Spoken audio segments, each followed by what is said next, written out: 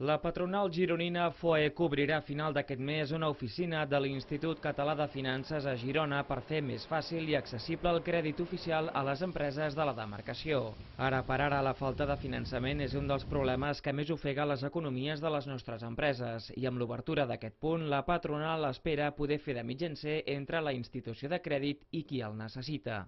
El dia 31 de gener firmarem un acord de col·laboració per ser promotors de l'Institut Català de Finances, que rep els diners mitjançant el Banc Europeu per inversions, per tal que s'hi podem fer arribar directament diners a les empreses. El perfil d'empresa a la demarcació és el d'una companyia petita o mitjana que, lluny de les grans petroquímiques o indústries d'altres indrets del país, té una capacitat exportadora que s'està veient repercutida per la dependència d'un crèdit que no arriba.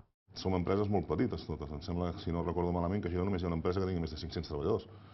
Llavors, aquestes petites empreses que es dediquen a l'exportació han de tenir la capacitat suficient i els recursos suficients per poder exportar. I és que de moment la majoria d'empreses no poden fer altra cosa que quadrar els comptes tornant a bancs i caixes els préstecs sense capacitat de renegociar les pòlisses.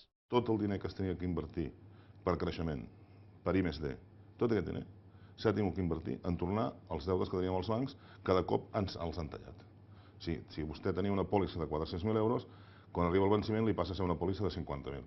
Aquests 350.000 euros que vostè potser hauria fet una nova línia de producció, o hauria invertit en I+D, o hauria creat llocs de treball, no ho ha pogut fer perquè estan als bancs. Ara la patronal cedirà part de la seva seu perquè hi sigui l'Institut Català de Finances, amb l'espera que a aquesta iniciativa s'hi sumi també l'Instituto de Crédito Oficial.